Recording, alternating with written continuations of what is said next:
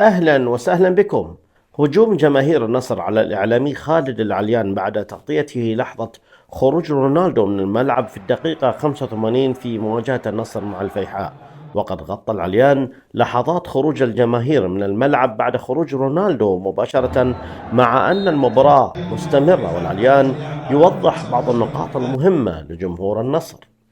تابعوا معه. مساكم الله بالخير. أمس غطينا لقاء النصر والفيحاء، لكن ما بعد تغطيتنا للمباراة هوجمنا بشكل كبير من بعض جماهير النصر. الموضوع كان ترند أمس، الهجوم اللي كان علينا جدا قاسي واتهمنا باتهامات كثيرة، لكن خلوني أشرح الموضوع لأن بعضكم ممكن ما شاف القصة كاملة. غطينا مباراة النصر والفيحاء مثلها مثل أي مباراة بكل أحداثها وكواليسها اللي ما تشوفوها حتى في التلفزيون، وهذه هي رسالتنا دائما، نغطي لكم مباراة من زاوية مختلفة. غطينا تفاصيل كثيرة مميزة، غطينا احتفالية رونالدو بهدف الأول مع والدته، غطينا مواساة جماهير النصر للابورت، وفيديو صراحة تداول بشكل كبير عالميا وكان مؤثر جدا، ونشكر جماهير النصر على هذه اللفتة العظيمة. لكن في مقطع صورناه خروج رونالدو الدقيقة 85، ومع خروج رونالدو عدد كبير من الجماهير اللي كانوا حاضرين غادروا الملعب. هذا الفيديو صورناه ونشرناه على منصة اكس وعلى غيره من المنصات، لكن الهجوم الأكبر كان في منصة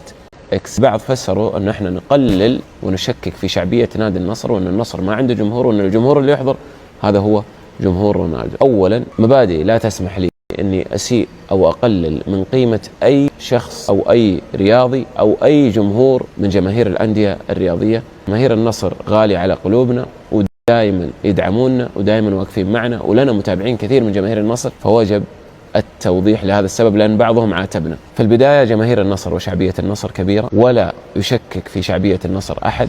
من عقود النصر يملأ المدرجات ب70,000 مشجع في استاد الملك فهد ويرسم لوح فنية، هذا موضوع مفروغ منه.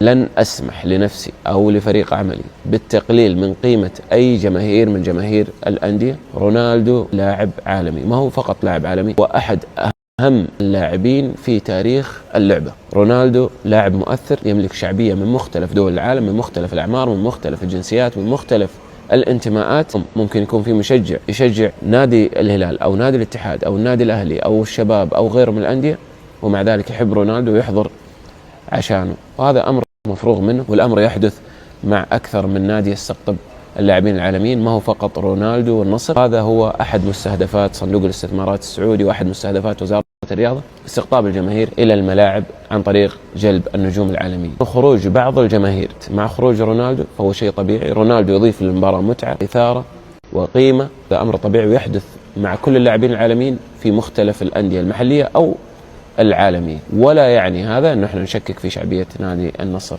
وثقنا لقطة ولحظة ولم نقصد فيها التشكيك أو الإساءة، ونحترم جماهير نادي النصر، ونعتذر أن أسيء فهمنا، لكن تغطيتنا هي فقط لنقل الحدث، أبدا لا نقصد ولا عندنا أي نية للإساءة لجماهير نادي النصر أو غيره من الأندية. واللي يعرفنا ويتابعنا يعرف أن احنا دائما نغطي مثل هذه الأحداث اللي تحصل في الملاعب وننقل كواليسها. شاكر لكم استماعكم، أتمنى أن الصورة تكون وصلت. شكرا على طيب المتابعة.